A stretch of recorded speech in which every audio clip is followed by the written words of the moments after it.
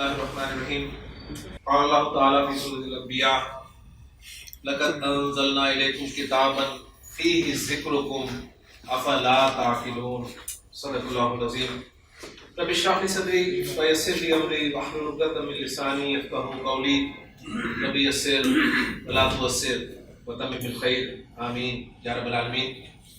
سورۃ الانبیاء کی ایک آیت میں نے آپ کے سامنے تلاوت کی ہے جس میں اللہ تعالیٰ نے ارشاد فرمایا کہ لقد انزلنا الیکم کتابا، ہم نے تمہاری طرف ایک ایسی کتاب نازل کر دی ہے فیہ ذکرکم، پھر ذکر کا لفظ آ گیا، اور اگر ذکر کا ترجمہ میں وہی کروں، ذکر جو اردو میں استعمال ہوتا ہے تو ترجمہ بنے گا کہ جس میں تمہارا ذکر ہے۔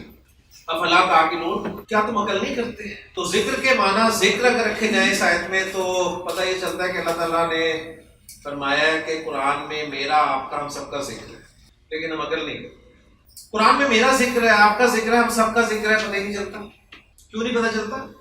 اس لیے کہ قرآن ہم سمجھ کر پڑھیں گے تو پتہ چلے گا نا کہ یہ میرا ذکر ہے۔ قرآن کی زبان ہمیں آتی ہوگی تو ہمیں پتہ چلے گا نا کہ یہ میرا ذکر ہوا ہے۔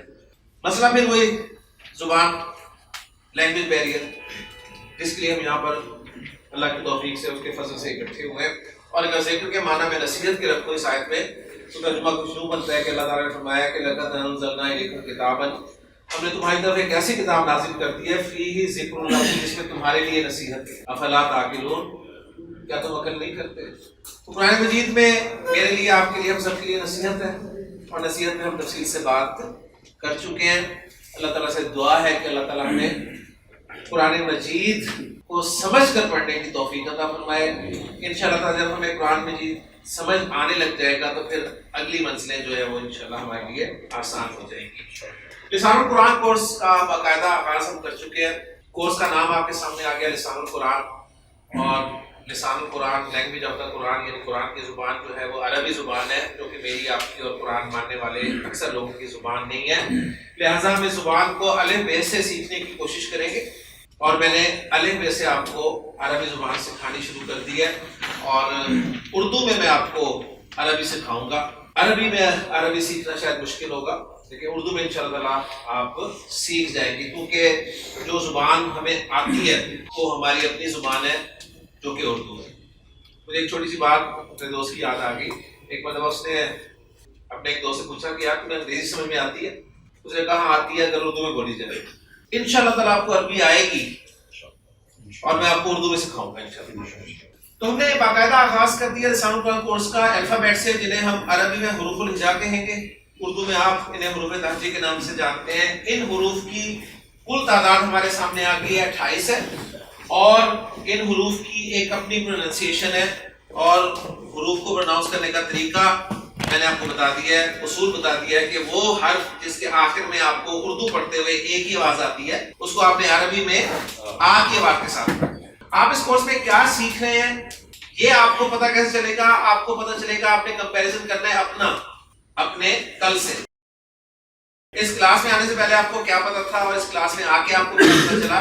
اگر تو آپ کو محسوس ہو کہ آپ کو کچھ پتہ چلا ہے تو اس کا مطلب آپ کو سیکھ رہے ہیں، اور اگر آپ کو لگے کہ واقعی آپ سیکھ رہے ہیں اور یہ ایک اچھا کورس ہے تو میں آپ سے درخواست کروں گا کہ کل سے اپنے کسی نہ کسی دوست کو، اپنے بھائی کو، اپنے ساتھی کو ساتھ ضرور لے کر۔ تو حروف الہجا کی پروننسیشن ہمارے سامنے آ گئی، 28 حروف الہجا آ گئے۔ اب ایک دو سوالات جو آپ کے ذہن میں پیدا ہو رہے ہوں گے، ان کے جوابات دینے کے بعد میں آگے چلتا ہوں۔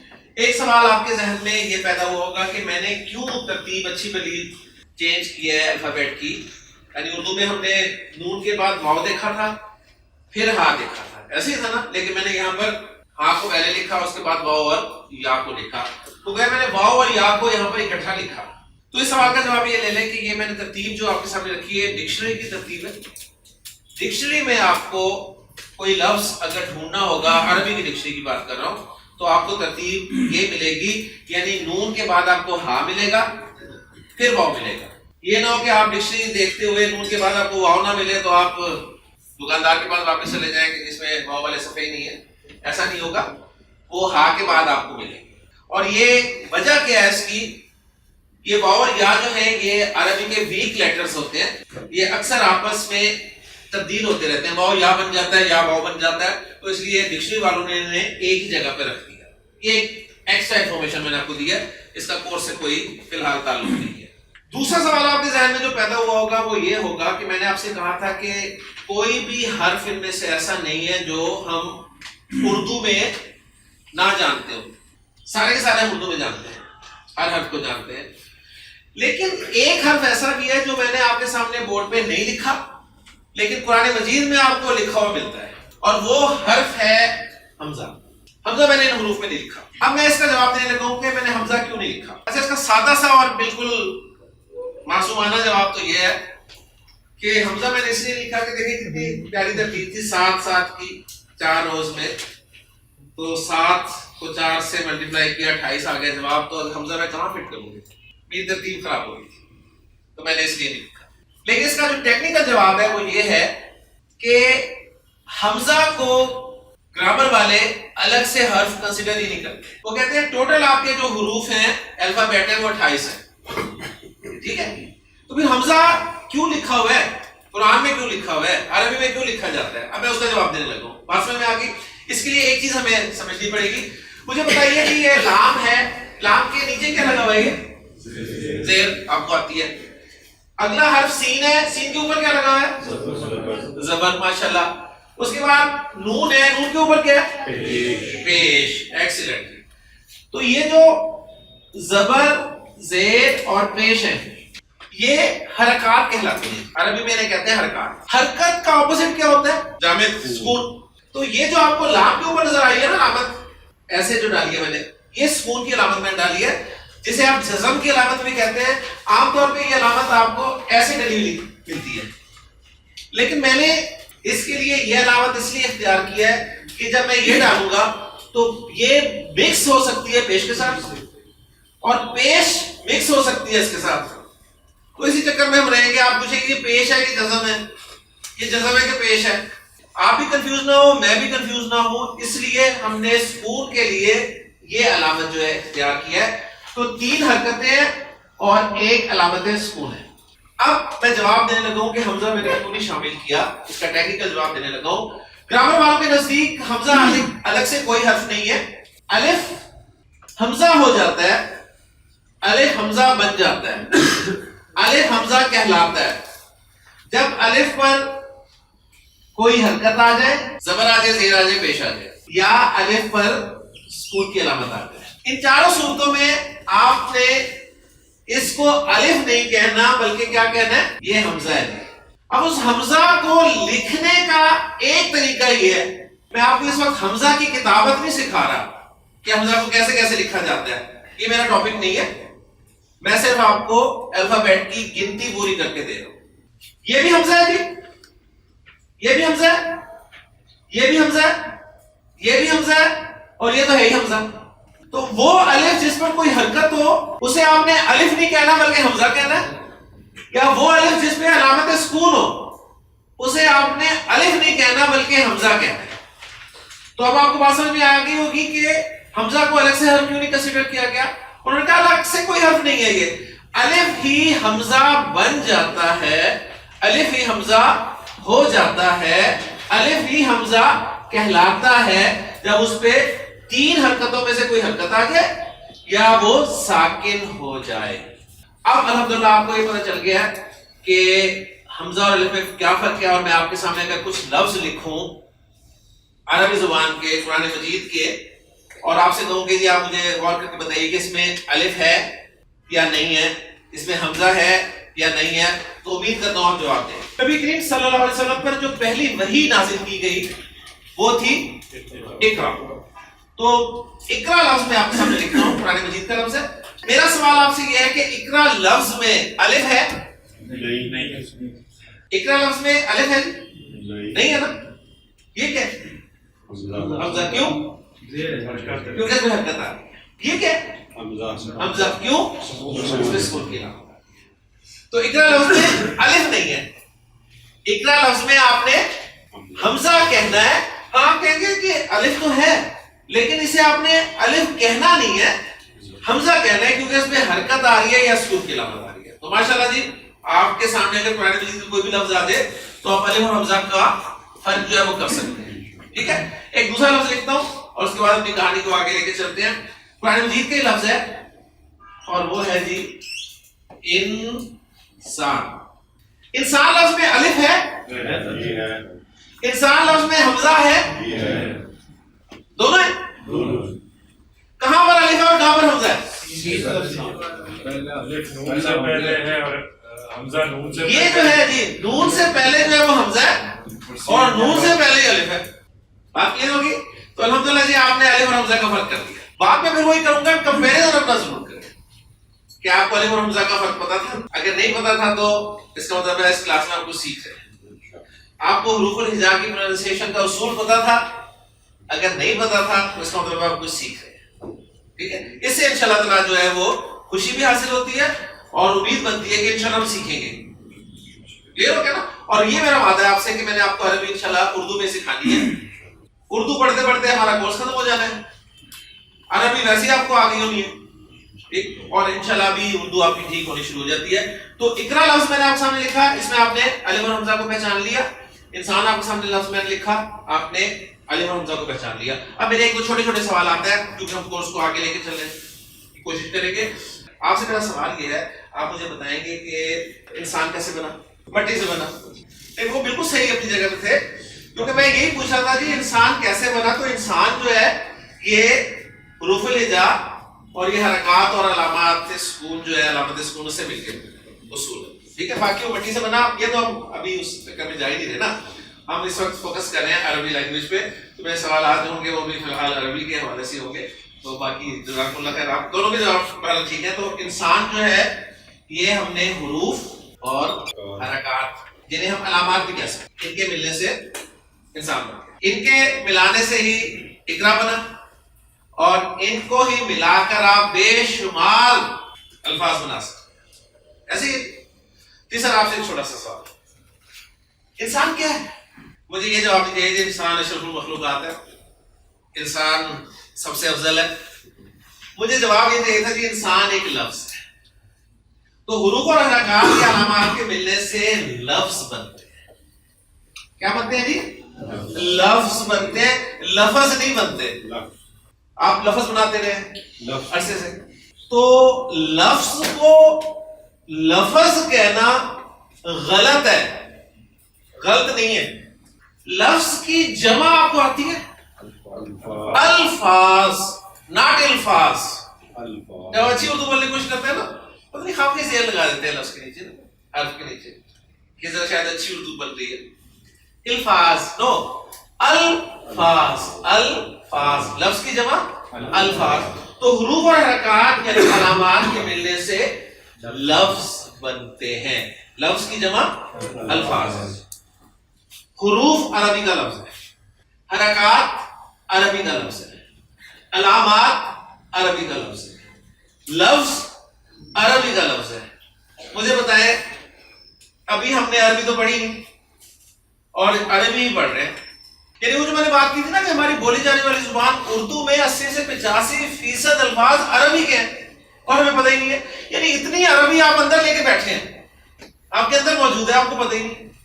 میں نے صرف آپ کے اندر جو عربی موجود ہے نا اس کو باہر نکل, وہ جب نکل گئی تو آپ کہیں گے مسئلہ ہی وہی تھا. تو دیکھیں سارا سب کچھ عربی کا ہے جو ہم اردو میں پڑھ رہے ہیں. تو حروف اور علامات کے ملنے سے لفظ بنتے ہیں, اور لفظ جو ہیں یہ دو طرح کے ہوتے ہیں. اصل میں لفظ جو ہے نا وہ ہے جو میری زبان باہر پھینک دیتی ہے. ایک لفظ ہوتا ہے با مانا, مانا ہم تو پتہ نہیں اسے بھی کیا کچھ کرتے ہیں, مانی, میں نے, وہ بچپن کا یاد ہے نا سب ہمیں, مجھے تو ابھی تک یاد ہے وہ اپنی فیمیل ٹیچر کے الفاظ کہ پڑھو بچوں پہلا کلمہ طیب اور طیب میں نے پاک. تو کلمہ اور طیب اور پھر طیب میں نے, وہ میں نے ابھی تک میں نے ہی ہے, لیکن الحمدللہ مجھے پتہ چلا کہ یہ میں نے نہیں ہے, یہ ہے مانا. مانا اور مانا کی جمع جو ہے وہ آتی ہے معانی. تو آپ کو یاد ہوگا اردو کے پرچے میں سوال آیا کرتا تھا الفاظ کے معانی لکھیں. تو یہ دونوں عربی کے لفظ ہیں, الفاظ بھی عربی کا لفظ ہے, معانی بھی عربی کا لفظ ہے. الفاظ کا واحد لفظ ہے اور معانی کا واحد معنی ہے. ٹھیک ہو گیا؟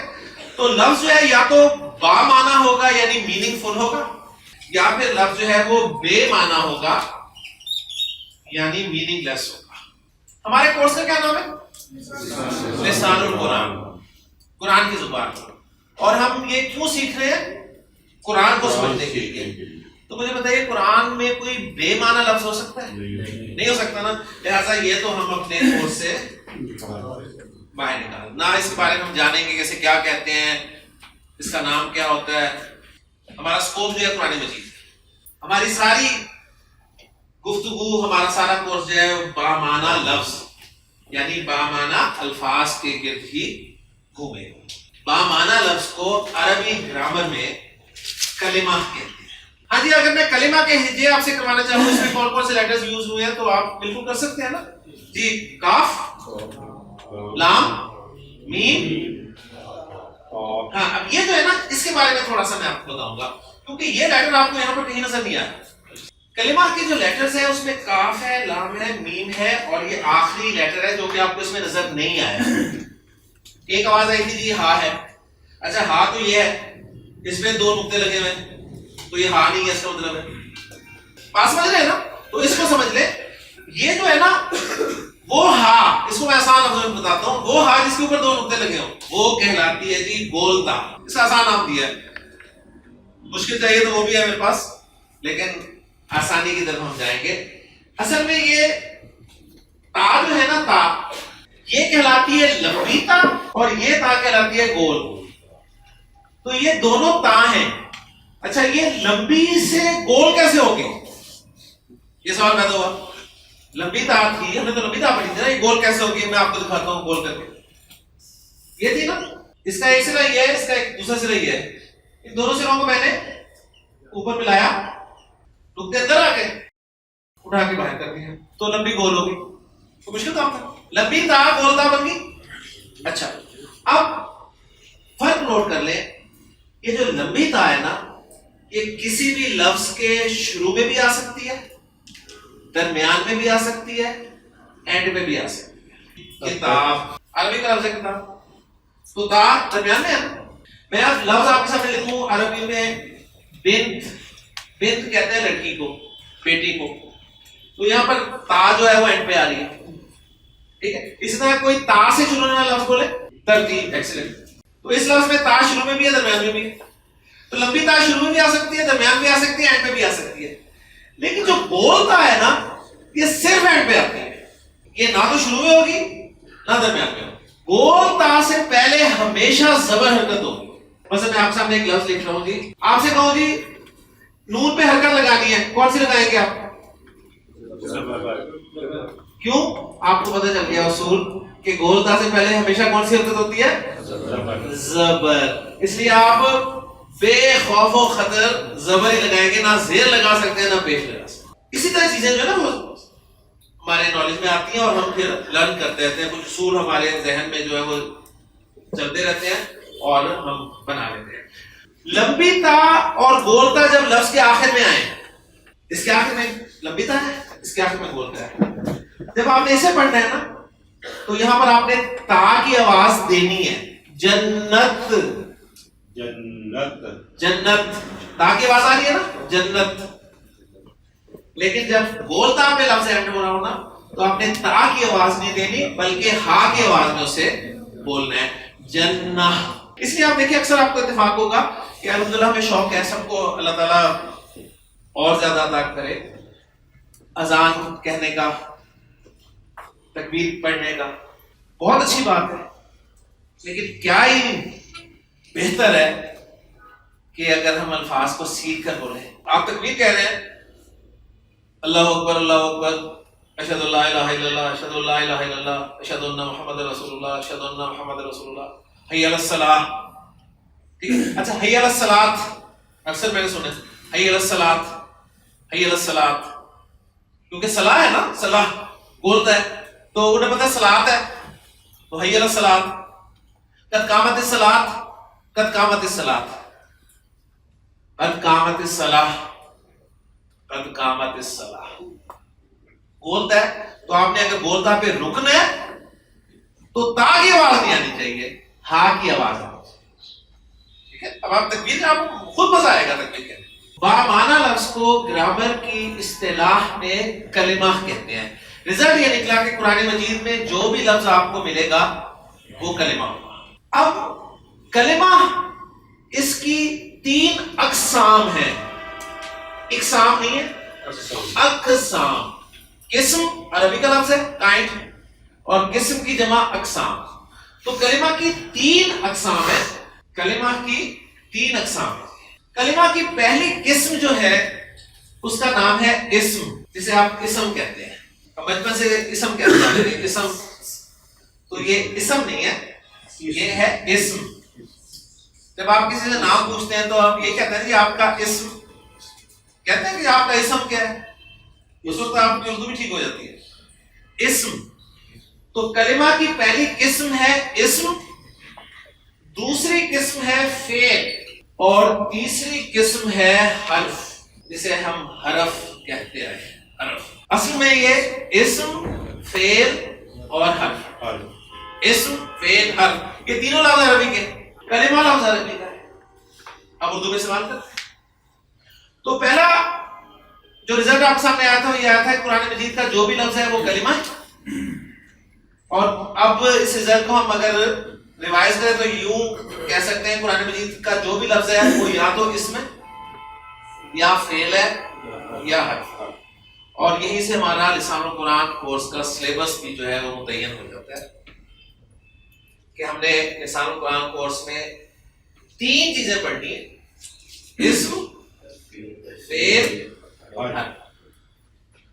اگر آپ یہ 3 چیزیں اچھی طرح سے پڑھ گئے تو آپ کو قرآن مجید کے تمام الفاظ سمجھ میں آئیں گے. اور سلیبس کو اگر میں تھوڑا سا اور کھولوں تو الفاظ کے ملانے سے جملہ بن جاتا ہے. یہ بات آپ سب کو معلوم ہے، الفاظ کے ملنے سے جملہ بنتا ہے نا. تو 3 چیزیں یہ اور چوتھی چیز جملہ. تو ہمارا لسان القرآن کا کورس جو ہے وہ کل 4 چیزوں پر مشتمل ہے: اسم، فعل، حرف اور جملہ. کلمہ جملہ ہے، کلمہ جملہ نہیں ہے. کلمہ اسم ہے یا فعل ہے یا حرف ہے. ان کو جب ہم ملائیں گے نا آپس میں تو ان سے سینٹنس بنے گا جملہ. کلمہ کی جمع کلمات ہوگی. یعنی میں کہوں گا اسم ایک کلمہ ہے، فعل ایک کلمہ ہے، حرف ایک کلمہ ہے. اسم، فعل اور حرف کلمات ہیں. کلمہ کی جمع کلمات، جو کہ ہم اردو میں استعمال کرتے ہیں. جس طرح آیات کی جمع آیات. تو میں بس اسے کلوز کر رہا ہوں جی کہ لسان القرآن کا باقاعدہ آغاز ہو گیا. ہم نے حروف الہجا ان سے سٹارٹ کیا، ان کی تعداد ہمارے سامنے آئی، ان کی عربی میں پروننسیشن ہمارے سامنے آئی. حرکات ہم نے دیکھی 3 ہیں. علامت سکون ہمارے سامنے آئی. حروف اور حرکات یا علامات سے ملنے کے ملانے سے ہم نے لفظ بنایا. اور الف اور حمزہ کا فرق بھی ہم نے سیکھ لیا.